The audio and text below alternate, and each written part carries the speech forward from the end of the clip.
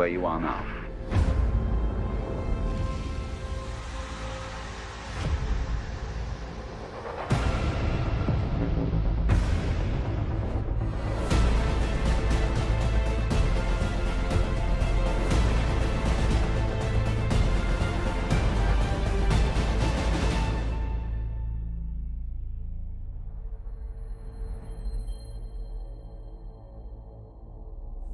What's up there guys, it's Mac, hope you guys are well, and today we are talking about Game Awards 2019.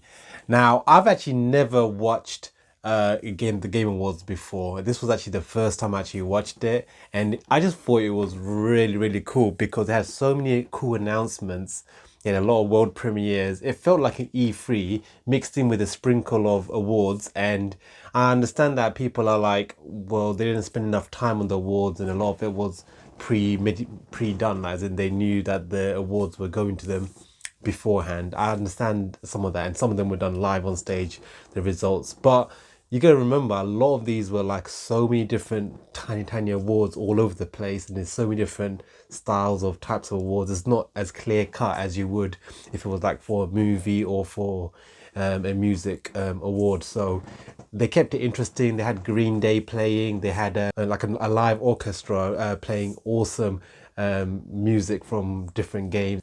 I don't know how they done it in the past, but I just thought it was very professional the way it was done, and it was a really good watch. And let's talk about Xbox. What they call it? It's not Xbox One. It's called Xbox Series X. First of all, really cool name. I'm really happy that they dropped that stupid one from that title. Flipping annoying name that was. I can't believe they did that. You know, I think it was the third Xbox, right? So why they're saying one? You know, Microsoft just have a history of not being able to count. So Xbox One. So anyway, I need to change the name. Xbox Series X. That's what they're calling it. And am I the only one that really loves the way it looks? Like, wow. I mean, they got the controller that is forwards compatible and backwards compatible. Straight away, you don't have to buy a pad. And I've got quite a few special edition Xbox One pads that I don't really want to part with, and I don't really want to upgrade anytime soon. So I can use all of that for multiplayer, and I can probably pick up one pad to have the additional share button and that fancy new D-pad that's sort of a cross between an Xbox One and a Elite Xbox One controller D-pad. And you know, it looks awesome. The tower design that they're waiting for, it can be done horizontal as well, but it looks like it's designed to be tower because the X symbol, Xbox One power button, is actually facing a certain way. So if you put it horizontal, it's going to look angled. It doesn't look like it's one that you can rotate, so it will be slanted, it will look the wrong way. So it looks like it's in the right position for it to be vertical. The shape is like, a lot of people weren't sure about it, and they were saying like, you know, the memes of it looking like a PC tower. It looks like a PC tower, you know, it looks like a mini fridge. But actually it's meant to look like, I think size-wise, it's meant to be the same size as two Xbox One X's put together side by side. And that's the sort of like the front width of it. And the depth obviously is a bit less than an Xbox One X, but overall they've got the disc tray, they've got the very clean style, they've got the one USB sync button, and you've got the power button, and that's literally it. And I think if you get one of those really cool wide desks, like a PC desk with the IKEA hack, you get the two sort of chest of drawers and the tabletop, and you put that Xbox One X right there, and you get yourself a nice 4K 40-inch monitor that you also use as a you know, as a TV. It's gonna look really cool right next to that, because a lot of people game next to their PC anyway, so it's not like it's new for it to be a TV setup or a desk setup essentially. But if you want it to be underneath your TV, it would be really cool to, you know, to have that different style of a system underneath your TV. And I think it looks like a beast, and it's gonna have, I think, rumored to have 12 teraflops. So definitely the way it looks, like the size of it, looks like it's going to be part of that.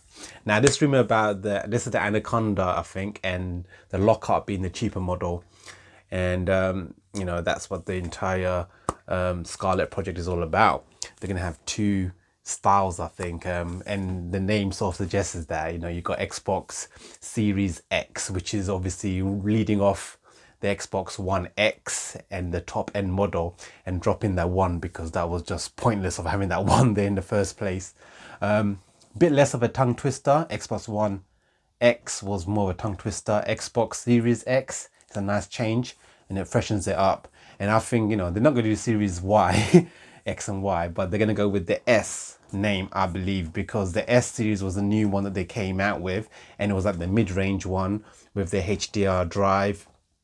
The 4K HD drive, and it was a slimmer white model of the Xbox One, but it didn't have the 4K capabilities when it came to gaming as such. It had, I believe, I think 4K streaming when it came to like apps and stuff like that, like Netflix.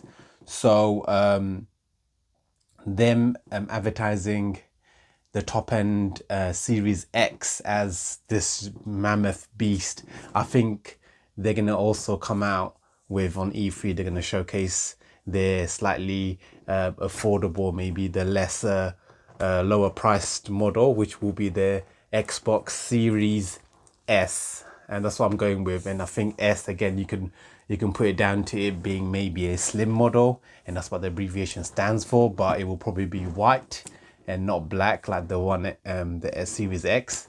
And it's probably going to be slightly slimmer because it's going to be less beefier, and I'll probably have less teraflops, maybe less storage, stuff like that. It may not even have a disk drive. It might be one of those digital only ones, Xbox One Sad Edition. It might be like that. So we'll see. But definitely, I think the name suggests that they're going to go in that series, sort of like it's really cool that the fact that they actually got different names and they're not going with the traditional PS1, PS2, PS3, PS4, how original PS5 is. Like, I didn't know that was going to be the next system, PS5. Everyone's going to be like, oh, it's going to be PSV. No, it's not. It's going to be PS5, it's going to be PS6, it's going to be PS10. It's going to keep on going on like that. I like the fact that Xbox have changed their names about, and they've sort of had to, not like the way Nintendo has always done it, and it's always been amazing with the way they have like Nintendo Switch, they've got the Wii, they've got GameCube, they've got Nintendo 64. When it comes to Microsoft, because they always wanted to be ahead of, not to seem like they've got a previous gen console alongside the PlayStation's one, they wanted to keep the name slightly higher than what the PlayStation was going with. So when the original Xbox came out, it was just called Xbox, and PlayStation had PS2 at the time. So when PS3 came out, they didn't want to sound like they're making an Xbox 2 and be one generation behind. So they went with the name of Xbox 360, which is higher than a PS3 when it comes to the actual numbers itself. So PS3, Xbox 360. So obviously it's just a little bit higher, and it just felt like it's a more capable system, even though it wasn't an Xbox 2. Even though it wasn't an Xbox 3, it was technically the Xbox 2. But they were always one gen behind because they came in at PlayStation's second gen system, and that's when the Xbox came in and the Microsoft came in and competed. So, and then they messed it up with Xbox One. It was all over the place. I think it was meant to be the one system for all, everything the one system for all your devices. Everything can plug into it. It was your TV box, it was your satellite box, it was everything. It was a gaming system. That was the idea behind it, but it was a dumb name, because then it was like, where do we go from there? So they were happy to get rid of that generation. They're done with that generation, and I think they can't wait to move on to the next one. And I hope the UK does sort of go more towards Xbox, because I think Xbox has done a lot when it came to backwards compatibility and keeping all of your previous generation games going through.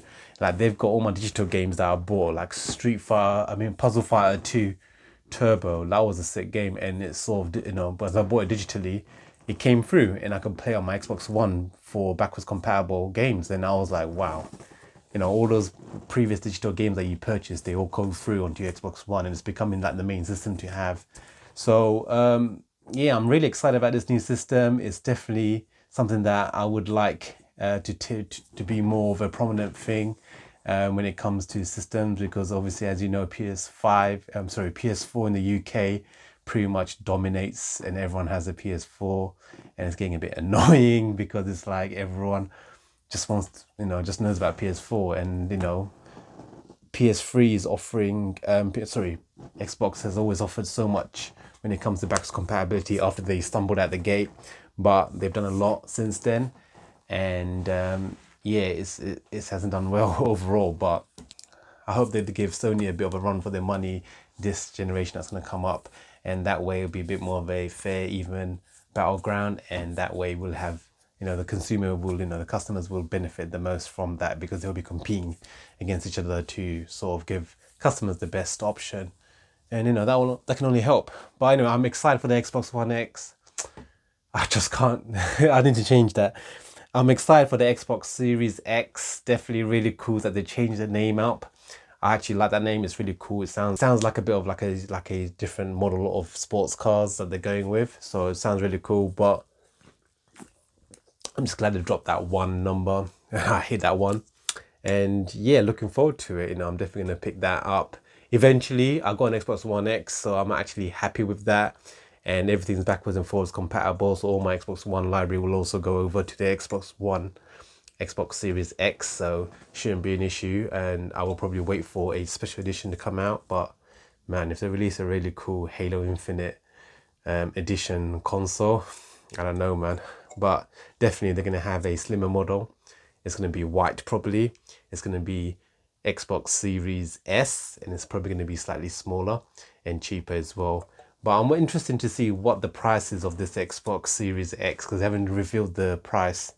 But the fact that they gave that console and they showed it, they revealed it before E3, sort of like, showed that, look, Phil Spencer tweeted out as well the fact that he was, he had the system in his house and he was playing it. So it was only a matter of time before they revealed this much. But obviously a lot of different questions are arising now about the actual specs and, what's underneath the hood. Where you are now.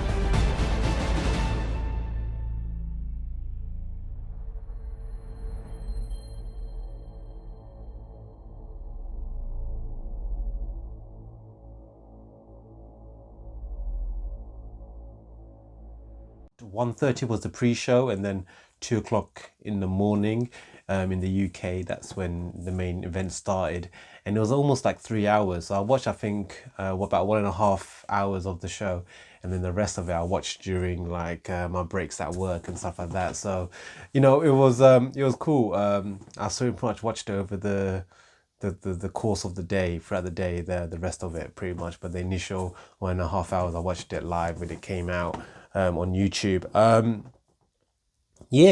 Back to some of the major players. I think Sony had a PlayStation 5 reveal. Xbox did a that Hellblade 2 reveal, which was Hellblade 2. I mean, the graphics looked amazing. Now that was literally like what I expect from next gen graphics. It looked so real, photorealistic. I felt there were actors playing that role. Hellblade 1 was a really cool marvel for the type of showcase of graphics. And Hellblade 2 was definitely pushing the boat. I mean, it looked so real. Definitely watch that trailer if you guys want to see what the next gen graphics can look like. Whether it will be like that when it's actually released, that's another thing. But PlayStation 5's game, I think, something, I forgot what it was called, but it was something to do with God, I think. That one didn't look as good. And so did Fast and Furious's game, by the way. It looked like PS3 or Xbox 360 game. But I'm a big fan of the Fast and Furious franchise, so I really like the fact that they brought on Vin Diesel and Michelle Rodriguez to present that award, and they talked about the actual the game that's coming out, as well as the new film as well, that he saw the trailer. So I like the fact that they're bringing a lot of like actual actors into the shows, because it means that it's getting that recognition that, it's not just like something that happens in a kid's basement in your parents' house. This is literally a celebration of all things gaming, and it's got music, it's got soundtracks, it's got orchestra music, it's got You've got story, you've got like a really good storytelling, you've got types of gameplay, you've got actors, you've got Norman Reedus from Walking Dead. He was the big guy in the main actor in Death Stranding. So obviously, big cast all over the place. And now you've got Fast and Furious coming on stage. You got Cyberpunk recently in E3. They obviously demoed the fact that Keanu Reeves came on stage, and he was a really good stage presence from what he did, and it was really cool to see that. And obviously nowadays, I think with this Fast and Furious, they're trying to bring on more and more actors to come in and sort of showcase their game and what they're in. Just to show that, look, gaming is cool, and it's also alongside with your awesome movies that you watch, and your gameplay and stuff, music and stuff like that. I think Fortnite is combining Star Wars DLC and something about a live event where they're going to have someone play in the game as well from Star Wars. So that's really cool as well. It's like they're bringing a lot of Star Wars type movie stuff as DLC in these games. It's becoming a really cool sort of a medium, basically. Reggie, I love Reggie, and I'm so sad that he's not with Nintendo as the president. We saw him and he came on stage. He's kept his record of like coming to every game award for how many years he's been going to it. And he had a really cool speech. Everyone loves to listen to Reggie, and he even said it, gaming medium has become bigger than movies, music, and and TV. So that just shows that how big gaming has come and how far it's come. And he's giving it the recognition that it deserves, essentially. So when you see Norman Reedus, you see Fast and Furious actors coming on stage, it sort of legitimizes the fact that this is a legit award. It's not meant to be like something that happens that's just that no one really cares about. And that's probably why they glossed over some of the awards and not really took too much time, because to be honest, a lot of the awards I'd be like, what was that award again, and what was it for? And I didn't mind that the fact that they they showed it in between. They kept on doing it in between a lot of these big segments, and they spread it out quite evenly, I would say. They can focus more on the awards, but I think they're focused enough. If you had more casuals watching this award, and the casual gamers, again, they're gonna enjoy it because they had a lot of the pop culture type stuff, the actors, the film stars coming on and doing their talk, and making it look very interesting and fun. So overall, I really enjoyed it, and the games that they showcased was brilliant. And Microsoft did a awesome thing. They actually came out and they actually showed Xbox's new console. And I think I rambled on for a bit too long anyway, guys, but this was like my thoughts on the Game Awards the first time I watched it, and I'm definitely gonna be keeping an eye out for it next year as well. It was really cool to watch the music at the end, all the live orchestra, and they did the Smash Brothers music, and it was just really cool, a compilation of all different type of games. I really enjoyed that. It looked really fancy, nice way to finish off the show. A lot of nice awards going out to everybody, so really cool to see that.